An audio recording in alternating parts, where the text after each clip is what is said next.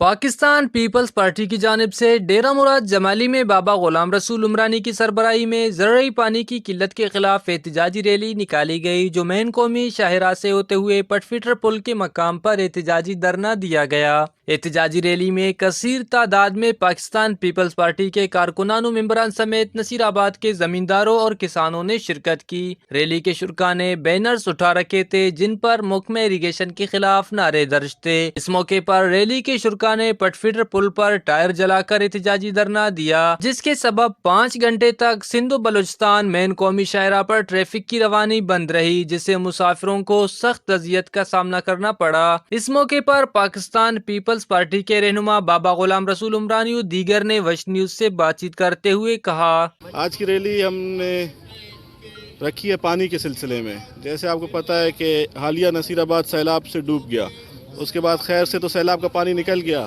تب سے اریگیشن محکمہ نالائق کی وجہ سے کینال میں پانی نہ آ سکا۔ لوگوں کو بہت تکلیف تھی پانی کے حوالے سے، کیونکہ پہلی والی فصل ان کی سیلاب میں چلی گئی، اگر یہ فصل ان کی نہیں ہوتی تو وہ کہاں سے کھائیں گے، کہاں سے پئیں گے۔ یہ ریلی آج اس ظلم کے خلاف تمام اقوام کے لوگ، چھوٹے بڑے زمیندار، کاشتکار آج جمع ہے، وہ صرف اور صرف اس وجہ سے کہ پانی نہیں ہے۔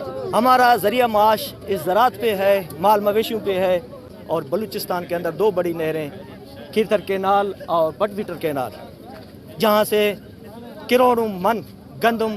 ریلی کے شرکاء نے حکام بالا اور حکومت بلوچستان سے مطالبہ کرتے ہوئے کہا کہ نصیر آباد کے زمینداروں کی تیار فصل تباہ ہو گئی، اب ان کا آسرا آنے والے ربی کی فصل کا ہے۔ اب محکمہ اریگیشن کی نااہلی کے سبب زمینداروں اور کسانوں کو زرعی پانی کی قلت کا سامنا کرنا پڑ رہا ہے، لہٰذا حکومت بلوچستان و اعلیٰ حکام سے گزارش ہے کہ پٹ فٹر کینال اور کینال سے منسلک ذیلی شاخوں میں پانی کی بحالی شروع کیا جائے تاکہ عوام کی مشکلات کو کم کیا جا سکے۔